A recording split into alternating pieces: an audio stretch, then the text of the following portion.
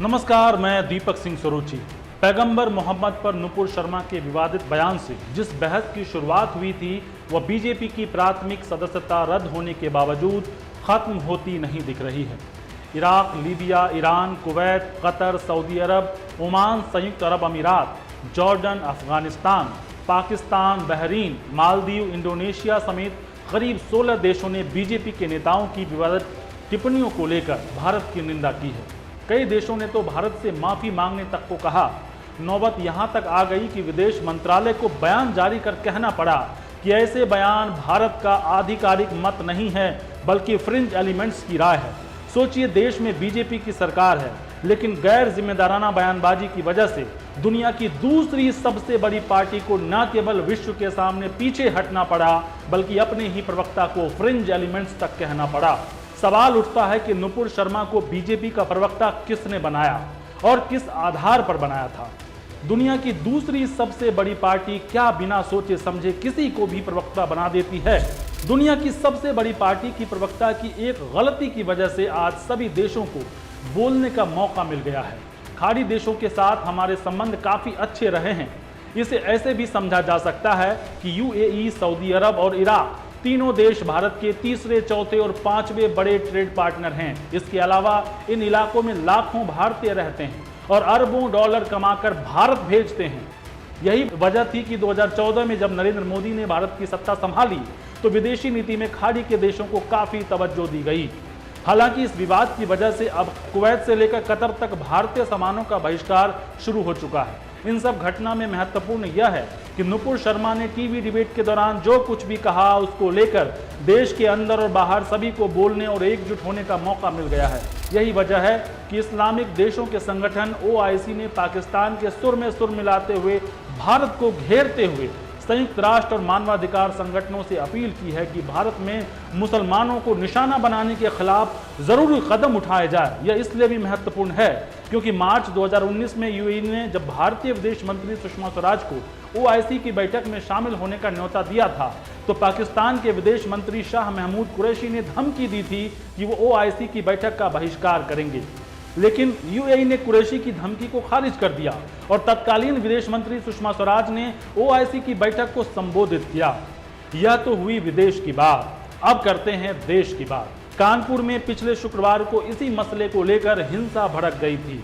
तब पीएम मोदी और राष्ट्रपति रामनाथ कोविंद का पास के परौंक गांव में सरकारी दौरा था।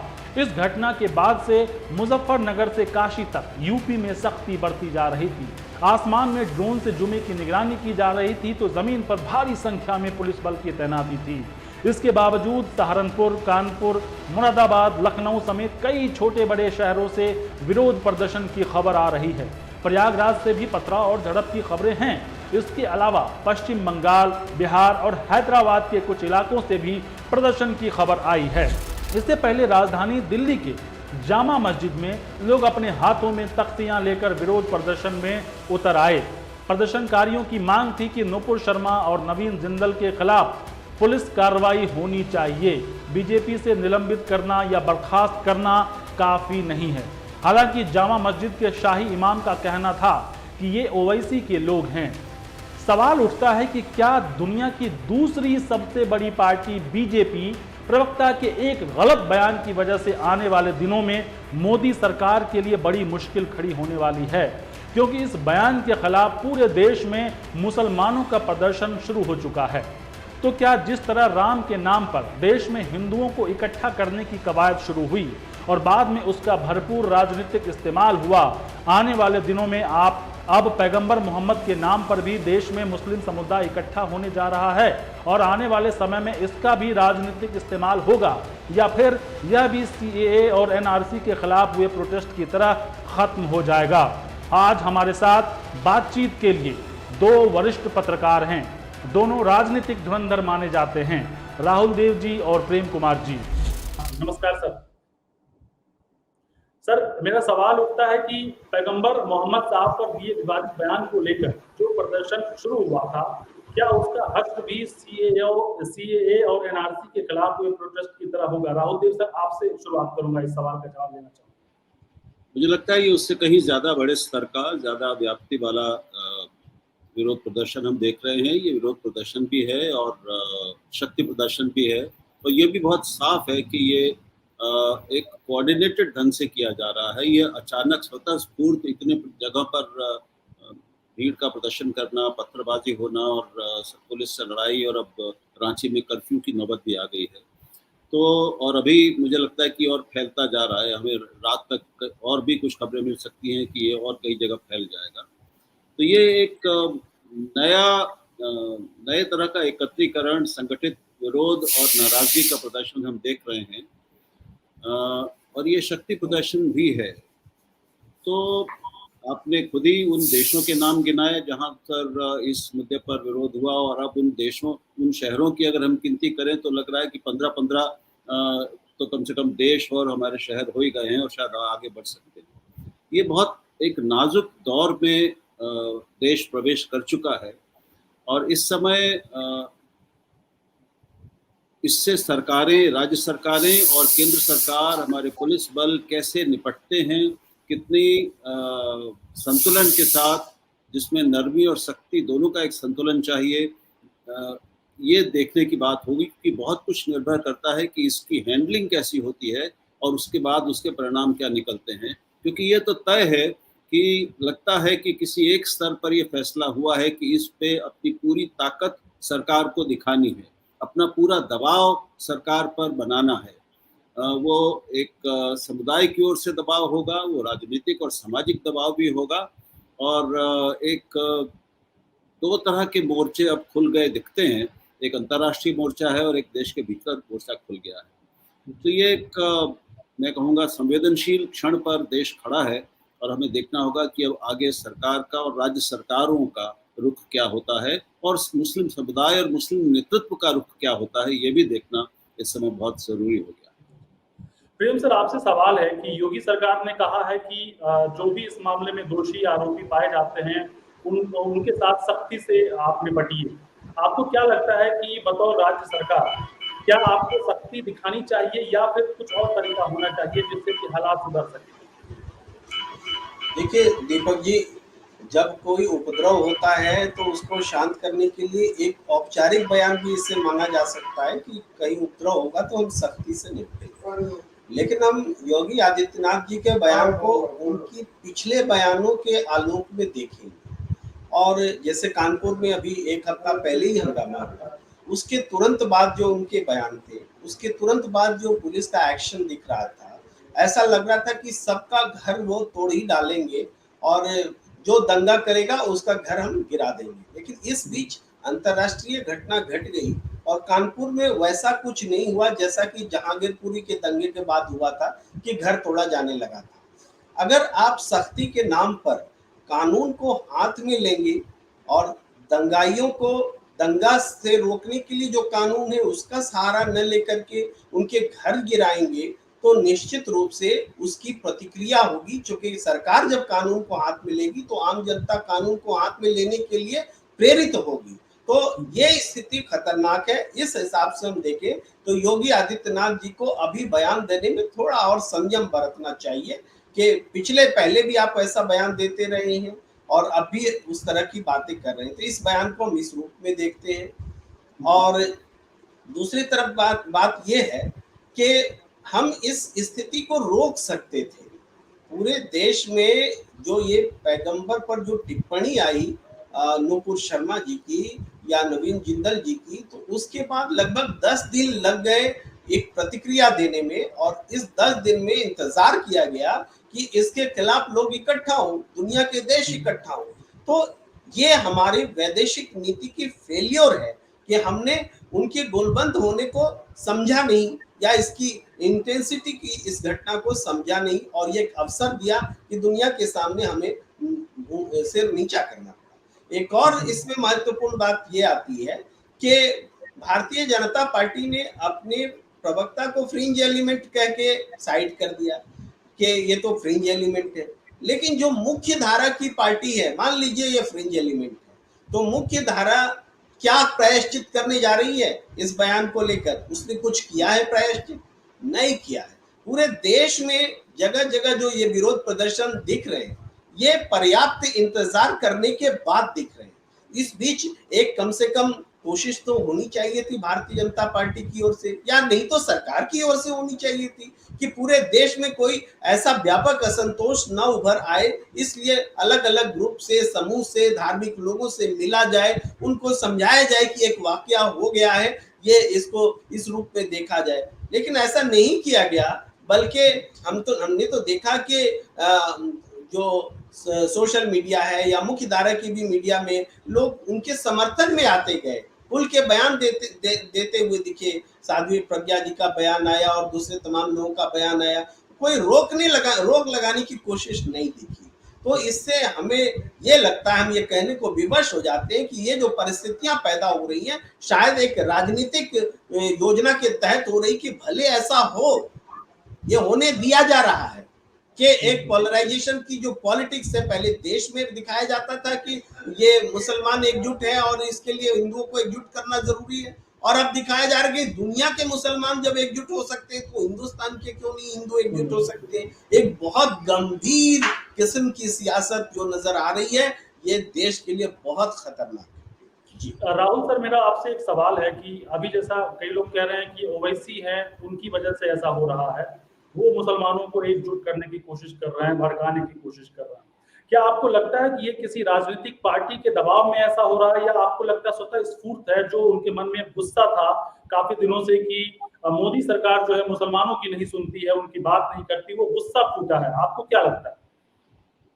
देखिए, ओवैसी का हाथ कहीं पे रहा हो, हैदराबाद में रहा हो, उनका उकसावा रहा हो, ये स्वाभाविक है, हो सकता है। एक ऐसा मुद्दा सारे मुस्लिम नेतृत्व को और समाज को मिल गया है जिस पर वो सहज ही उत्तेजित हो सकते हैं। उनको एक मौका मिल गया है, एक मुद्दा मिल गया है, तो और वो उत्तेजित हैं। और जैसा अभी हमारे मित्र ने बताया कि ऐसा नहीं लग रहा कि उनको शांत करने की, कोई संवाद करने की या उनके गुस्से को शांत करने की कोई कोशिशें हुई हैं ईमानदारी से, गंभीरता से। केवल एक निष्कासन और एक किसी को पार्टी से हटा देने से शायद बात नहीं, उतना काफ़ी नहीं है। इसके अलावा भी कुछ और करने की ज़रूरत है। तो ये तो तय है कि ये जो एक साथ जुम्मे की नमाज के बाद सारे शहरों में प्रदर्शन हुए और उग्र प्रदर्शन हो रहे हैं, हुए हैं, ये अचानक अपने आप नहीं होगा। इनके पीछे कोई न कोई संपर्क, आपसी संपर्क, बातचीत, संवाद, योजना निश्चित रूप से रही है।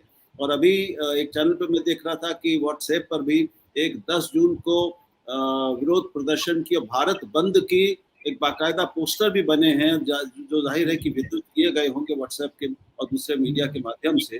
तो कहीं ना कहीं पूरे देश में, मुसलमान समाज में ये संदेश फैला है कि हमें 10 जून को जुम्मे की नमाज के बाद प्रदर्शन करना है। कहीं वो प्रदर्शन शांत रहा है, कहीं पर वो उग्र रहा है, कहीं पुलिस से मुठभेड़ हुई है, कहीं पर सख्त कार्रवाई हुई है, तरह तरह की। और ये ऐसा होता है जब इतने सारे लोग बाहर सड़क पे निकलते हैं। तो ये बात मैं सहमत हूँ अपने मित्र की बात से कि इसका अनुमान, इसका भान सरकार को, एजेंसियों को होना चाहिए था। उसके कुछ प्रयास किए जाने चाहिए थे। ऐसा कुछ लोगों ने तो कहा है कि किया गया था, लेकिन ये प्रदर्शन होगा, ये नाराजगी वो प्रकट करेंगे, इतना तो सबको पता ही था और इसकी तैयारी होनी चाहिए थी। उससे भी बड़ी बात है कि क्या अब भी कोई गंभीर प्रयास होंगे मुस्लिम समाज को से संवाद करने के, या फिर इसको भी अपने अपने राजनीतिक हितों के लिए भुनाने की कोशिश होगी कि देखो अब मुसलमान सारे एक हो गए हैं तो अब तो और ज़रूरी है, जैसा वो कह रहे थे कि अब हिंदुओं को भी एक हो जाना बहुत ज़रूरी है। ऐसा पूरा संभव है और इससे निश्चित रूप से कुछ लोगों को राजनीतिक लाभ होगा। देश का क्या होगा वो एक अलग प्रश्न है। देश के लिए बेहद घातक मौका है, बहुत घातक पल है। प्रेम से मेरा सवाल आपसे है कि जिस तरह आपने देखा कि पहला मौका है जब पूरा मतलब जो मुस्लिम कंट्री है एकजुट होकर भारत के खिलाफ बोल रहे हैं, और अभी जिस तरह से कार्रवाई को लेकर योगी सरकार ने कहा है कि सख्ती से निपटेंगे, आपको लगता है कि अगर आने वाले समय में कोई सख्ती दिखाई जाती है तो दोबारा से जो मुस्लिम कंट्री है एकजुट होंगे और इस पर बोलेंगे, जैसा कि आईओसी ने भी डिमांड किया है कि मानवाधिकार आयोग से कि आप देखिए इस मामले में मुसलमानों के खिलाफ अत्याचार बढ़ रहा है, उन पर कार्रवाई हो रही है, कठोर कार्रवाई हो रही है। देखिए दीपक जी, मुझे इंटरनेशनली जो लोग विरोध कर रहे हैं उससे ज्यादा चिंता अपने देश में जो विरोध हो रहा है उसको लेकर है। इंटरनेशनली तो हम बहुत तरह के प्रतिबंधों का भी सामना कर चुके हैं। हमने परमाणु विस्फोट किया, दुनिया ने हम पर प्रतिबंध लगाया, उसको भी हम झेल गए।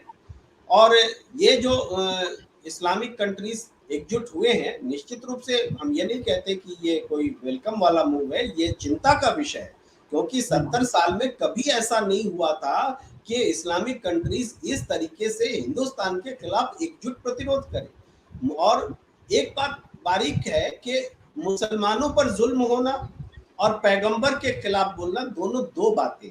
मुसलमानों पर जुल्म तो दुनिया में कई जगहों पर हो रहे, लेकिन ऐसा कभी नहीं देखने को मिलता कि सारे इस्लामिक कंट्रीज एक हो जाएं और इस्लाम वर्सेस क्रिश्चियन या इस्लाम वर्सेस अदर्स में कोई लड़ाई दिखे, ऐसा नहीं दिखता। तो इस बार चूंकि पैगंबर के खिलाफ बोला गया, तो इसलिए वो देश जो इस्लामिक हैं, यानी जिनके लिए पैगंबर पर कुछ बोलना ईश निंदा और वहां तमाम तरह के कानून है, तो उनको एकजुट होने का अवसर मिला। यह अलग बात है कि मेरी अपनी व्यक्तिगत राय अगर देखी जाए, मानी जाए, तो कोई भी ईश निंदा का कानून, कोई भी इस्लाम का शरिया का कानून गैर इस्लामी पर क्यों लागू होगा, गैर इस्लामिक लोगों पर क्यों लागू होगा, ये मेरी अपनी राय है। इसके बावजूद गैर इस्लामिक लोग उनका अपमान न करें, ये भी तो जरूरी है।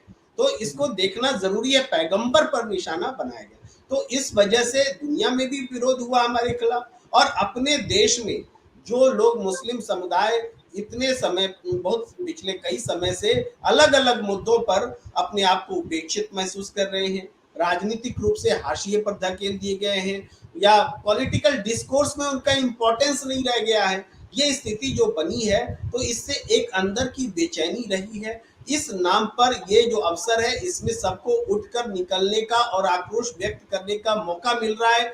ये और खतरनाक बात है कि अगर इस तरीके से अगर आक्रोश निकलेगा तो कहीं समांतर में पैरेलल प्रतिक्रिया होने लग जाएगी, तो ये देश कहां जाएगा। इसलिए इसको और नहीं बढ़ने देना चाहिए। शुरुआती दौर में ही तमाम मस्जिद में जहां की जुम्मे की नमाज पढ़ी जाती है, उनका यूनिफाइड ढंग से उनसे बातचीत की जानी चाहिए कि जुम्मे की नमाज का अवसर ऐसा अवसर में मत बदलिए कि हर जुम्मे के दिन एक खतरा महसूस हो और देश जो है हर जुम्मे को डरा रहे कि कुछ उपद्रव तो ना हो जाए। ये बात करने की जरूरत है और सरकार को करने की जरूरत है। ऐसा नहीं कि हिंदू और मुसलमान के भी जिम्मेदार लोगों को बैठाकर सरकार की आंख के नीचे बात होनी चाहिए कि कैसे देश शांतिपूर्ण ढंग से चलेगा। एक बड़े पहल की जरूरत है, लेकिन चिंता ये है कि प्रधानमंत्री खामोश है, गृह मंत्री खामोश है और कोई बीजेपी के अध्यक्ष तक कुछ नहीं बोल रहे, और जिन्होंने बोला है उनको फ्रिंज एलिमेंट्स बोलकर किनारा कर लिया गया है। जी राहुल सर, मेरा सवाल आपसे है कि क्या मुसलमान समुदाय को अब लग गया है कि पैगंबर साहब के मुद्दे को लेकर ही मोदी सरकार को अंतर्राष्ट्रीय स्तर पर घेरा जा सकता है? क्योंकि इससे पहले भी आप देख लीजिए, चाहे वो कश्मीर का मुद्दा हो, सीए का मुद्दा हो, एनआरसी का मुद्दा हो, कभी कोई देश भारत के मामले में नहीं बोला क्योंकि इसे आंतरिक मामला माना गया। ये पहली बार है पैगंबर मोहम्मद के नाम पर जब सारे देश इकट्ठा हुए हैं। तो मुसलमानों को भी क्या ये लग रहा है कि यही सही समय है जहां पर मोदी सरकार को घेरा जा सकता है?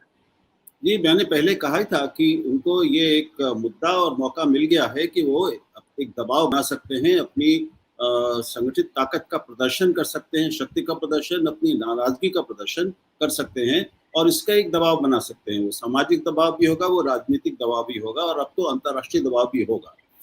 जो ये स्थिति अचानक एकदम पैदा नहीं हो गई है कि नुपुर शर्मा के पहले सब कुछ एकदम ठीक था। हम जानते हैं कि उससे पहले ही अमेरिका के विदेश मंत्री भारत की धार्मिक तापमान बढ़ने पर अपनी चिंता प्रकट कर चुके थे। भारत ने उसका विरोध किया था, लेकिन वो चिंता उन्होंने प्रकट की थी। भारत में पिछले कई वर्षों में जो एक हिंदू मुस्लिम विभाजन और उग्र और तीखा होता जा रहा है लगातार, इसको सारी दुनिया देख रही है और मुस्लिम देश भी देख रहे हैं। लेकिन अभी तक वो शांत थे। लेकिन जैसा अभी उन्होंने बताया कि मुसलमानों के साथ थोड़ा सामान्य रूप से उनकी उपेक्षा की जाए, उनको दबाया जाए, उनको अप्रासंगिक बनाने की कोशिश की जाए, वो एक बात है। लेकिन सीधे जब रसूल पर, मोहम्मद साहब पर हमला किया गया है, ये उनको भावनात्मक रूप से बिल्कुल एक तरह से समझिए कि पागल बनाने जैसा भी मुद्दा एक हो सकता है। ये विस्फोटक कर देता है स्थिति को, जब वो हो गई है। और उनके नेतृत्व को भी समझ में आ गया है कि ये मौका अब हमें मिला है, हमें अपनी पूरी ताकत दिखानी है, पूरी अपनी भावनाओं को और उनकी उग्रता को प्रकट करना है। तो अब ये हो गया है, इसके वापस लौटना तो अब नहीं होगा, लेकिन इसके आगे कैसे निपटते हैं।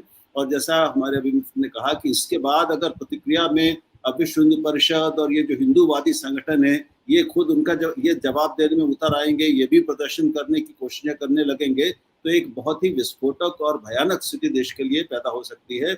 और वो न तो अपने देश के लिए आंतरिक सुरक्षा के लिहाज से, आंतरिक एकता के लिहाज से अच्छी होगी, ना हमारी अंतर्राष्ट्रीय छवि को प्रभावित किए बगैर रहेगी। तो अभी दोनों तरह के संकट, दोनों तरह के मोर्चे भारत के सामने खुल गए हैं। ये कहना बार बार जरूरी है कि एक बहुत नाजुक पल है हमारे इतिहास का, और इस समय केवल सख्ती की बात करना, केवल कानून व्यवस्था के टर्म्स में बात करना, ये शायद समझदारी नहीं होगी। एक ज्यादा प्रज्ञावान नेतृत्व की और हैंडलिंग की जरूरत सभी राज्यों के नेतृत्व की ओर से और केंद्र की ओर से है। और ये बात मैं सहमत हूँ पूरी तरह कि ये अवसर है कि अब जो देश के सबसे बड़े प्रमुख लोग हैं, प्रधानमंत्री, गृह मंत्री, और अभी तक तो हमारे विदेश मंत्री भी नहीं बोले हैं इस विदेशों के मामले में, 15 देशों के मामले में, ये लोग अब सामने आए और एक आधिकारिक, बहुत गरिमा से लोगों की भावनाओं को कम से कम छूने की कोशिश करें, एक संवाद की कोशिश करें, और उनको, देश को भी और दुनिया को भी आश्वस्त करें कि यहाँ सब ठीक है और हम इससे निपट लेंगे। इससे भारत की जो प्रतिबद्धता है शांति के प्रति, सांप्रदायिक सद्भाव के प्रति, वो खंडित और प्रभावित नहीं हुई। प्रेम सर, मेरा सवाल है कि अभी तक अगर आप मोदी सरकार का कार्यकाल देखें तो उनका जो तरीका रहा है कि जब भी उनके खिलाफ कोई विरोध हुआ, कोई भी बड़ा, चाहे वो गृह मंत्री हो या प्रधानमंत्री हो, उनकी तरफ से बयानबाजी नहीं हुई है, उन्होंने कुछ भी नहीं बोला है। चाहे आप किसान आंदोलन की बात करें या एनआरसी सीए को लेकर बात करें, कभी भी ये सामने से नहीं आए। आपको लगता है कि ये जो नया मामला है, इसमें मोदी का रवैया कुछ अलग होगा या वो पुराने तरीके से ही इस मामले को सुलझाने की कोशिश करेंगे? दीपक जी, आप ऐसा क्यों बोलते हैं कि उन्होंने बोला नहीं? उन्होंने बोला। गृह मंत्री ने बोला था, दिल्ली का विधानसभा चुनाव चल रहा था, कि वोट दिल्ली में दोगे, करंट शाहीन बाग में लगेगा। प्रधानमंत्री जी ने बोला था झारखंड में विधानसभा चुनाव का प्रचार करते हुए कि कपड़ों से पहचाना जा सकता है इनको, तो बोला है। लेकिन जिस जिम्मेदारी के तहत जो बोलना चाहिए, जब बड़े बड़े मौके आते हैं, हमारे प्रधानमंत्री जी चुप रह जाते हैं। मौनी बाबा तो कहा जाता था मनमोहन सिंह जी को कि वो बोलते नहीं है, यही बीजेपी के लोग बोलते थे। लेकिन डॉक्टर मनमोहन सिंह महत्वपूर्ण मौकों पर बोलते थे, लेकिन हमारे आज के प्रधानमंत्री जी नहीं बोलते हैं। ये पूरा 13 महीने तक किसान आंदोलन चला। हमारे प्रधानमंत्री जी जब इसको खत्म करने आए, कृषि बिल को वापस लेने आए, तो कहे कि राष्ट्र हित में हम इसको वापस ले रहे हैं। तो राष्ट्र हित में वापस ले रहे हैं, क्यों ले रहे हैं, कैसे ले रहे हैं, किसानों को समझाया नहीं गया। कहा कि चूंकि हम किसान को मना नहीं सके इसलिए वापस ले रहे हैं। तो ऐसा नहीं कि उन्होंने बोला नहीं, लेकिन जो बोलने का तरीका है उसमें कहीं गलती मानने की बात नहीं है, प्रायश्चित का भाव नहीं है, दूसरों को समझाने का भाव नहीं है। ये हमें देखने को मिला है। सीए एनआरसी के खिलाफ इतना बड़ा आंदोलन हुआ, वो तो कोरोना की वजह से वो आंदोलन रेट चढ़ गया और कोई नतीजे के बगैर निकल गया। लेकिन उस आंदोलन का इफेक्ट था कि सीए एनआरसी आज तक लागू नहीं हो पाया। इस बात को समझिए। उस आंदोलन, जब आंदोलन होते हैं, सरकार डरती है आंदोलन से, भले उसको वो माने या ना माने। किसान आंदोलन ने भी बता दिया, उनको यू टर्न लेना पड़ा। आज जो स्थिति, ये आंदोलन नहीं है, मैं एकदम स्पष्ट कह रहा हूँ। ये आज जो उपद्रव हो रहे हैं, इसको आंदोलन मत बोलिए, क्योंकि ये कोई जनहित के काउज के लिए कोई आंदोलन नहीं है। ये किसी ने अपमान किया है पैगंबर का, उसका रिएक्शन है अपने धार्मिक वजूद के लिए। ये लोग बोल रहे हैं कि कहीं आज न बोले तो कल क्या होगा, और जो रिएक्शन हो रहा है वो रिएक्शन सही तरीके से नहीं हो रहा है। ये भी चिंता की बात है।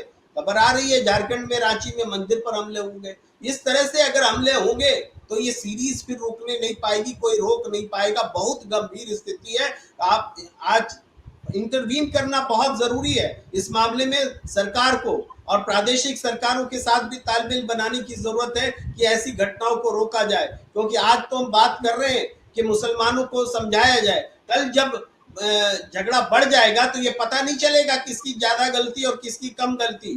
फिर कोई न हिंदू पक्ष का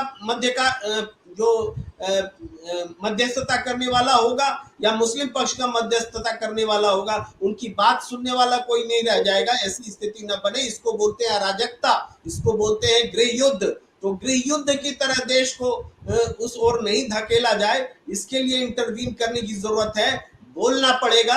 और अगर महत्वपूर्ण मौकों पर नहीं बोले तो मजबूत शासन जो है इस रूप में नहीं होता है कि आपको बहुत सारी सीटें मिल गई, इसलिए आप सशक्त और मजबूत और ताकतवर और 56 इंच का सीना वाले हो गए। आपको एक्ट करके दिखाना पड़ेगा कि वाकई आपका सीना जो है 56 इंच का है, और ये वक्त दिखाने का है। दीपक जी, सरकार को दिखाना पड़ेगा। हम सब उम्मीद भरी निगाहों से देख रहे हैं। राहुल सर, एक आखिरी सवाल यहीं से खत्म करूंगा। आपको क्या लगता है, जो आपकी राजनीतिक समझ है और जो आपने पीएम मोदी की रणनीति को समझा है, उनकी आगे की रणनीति क्या होने वाली है? सरकार की पूछ रहे हैं आप कि जी, मोदी सरकार की। जी, मुझे लगता है कि सरकार को अंदाज इसका होगा और प्रधानमंत्री को भी होगा कि ये स्थिति कितनी विस्फोटक हो सकती है और कितनी गंभीर हो गई है। तो मुझे आशा है कि वो इसमें इंटरवीन करेंगे, इस बढ़ती हुई आग को और आंदोलन को, प्रदर्शनों को, विरोध को शांत करने की कोशिश करेंगे, प्रत्यक्ष रूप से भी और अप्रत्यक्ष रूप से भी। और जैसा उन्होंने कहा कि राज्यों से कोऑर्डिनेशन करने की जरूरत है, सभी राज्यों के पुलिस बल एक दूसरे से बात करते रहें, एजेंसियां एक दूसरे से बात करते रहें। और इस समय आ गया है कि पूरे देश के स्तर पर सांप्रदायिक सद्भावना और संवाद कायम करने के लिए एक नया ईमानदार गंभीर प्रयास किया जाए, राष्ट्रीय और राष्ट्रव्यापी प्रयास किया जाए, मंच बनाए जाएं जहां पर दोनों पक्षों के या जितने भी पक्ष हैं उनको, उसके प्रमुख लोग, ईमानदार प्रामाणिक लोग, नेतृत्व कर सकने वाले लोग आए, एक दूसरे से बात करें और लोगों की इस भड़कती हुई उग्र भावनाओं को शांत करें, दोनों ओर की। इस संवाद के बिना, जो दशकों से हमारे यहाँ टूटा हुआ है, इस संवाद के बिना ये चीज़ें शांत नहीं हो सकती। केवल मैनेजमेंट से, केवल राजनीतिक प्रबंधन से, केवल कानून व्यवस्था की स्थिति सुधार लेने से ये मसले हल नहीं होते हैं। ये दिलों का मामला है, दिमागों का मामला है। इसलिए दिलों और दिमागों के स्तर पर एक गंभीर, ईमानदार, प्रामाणिक प्रयास, संवाद का प्रयास और सद्भावना कायम करने का प्रयास बहुत ज़रूरी है। मैं आशा ही कर सकता हूँ कि हमारी सरकार ईमानदारी से ये काम करेगी, संवाद शुरू करेगी। और निश्चित रूप से प्रधानमंत्री और गृह मंत्री दोनों के लिए ज़रूरी है कि वो देश के सामने आएँ और उनको बताएं कि वो इसको कैसे देखते हैं और वो इसको कैसे ठीक करना चाहते हैं। जी, कुल मिलाकर आपकी बातचीत से जो लगा, ये सही मौका है जब प्रधानमंत्री मोदी को प्रधानमंत्री के तौर पर, चूंकि वो समस्त देशवासियों के प्रधानमंत्री हैं, उन्हें आना चाहिए और सख्ती से नहीं, बल्कि जिस तरह से मांग की जा रही है कि आप नुपुर शर्मा के खिलाफ आपने जो भी अभी कार्रवाई की है वो काफी नहीं है, उस पर कुछ सख्ती दिखाइए। तो मुझे लगता है ये सही समय है पीएम मोदी के लिए कि वो लोगों में एक मैसेज दे सकें कि वो देश के प्रधानमंत्री हैं और सभी के भावनाओं की कदर करते हैं। बहुत बहुत शुक्रिया, धन्यवाद सर आप सभी का।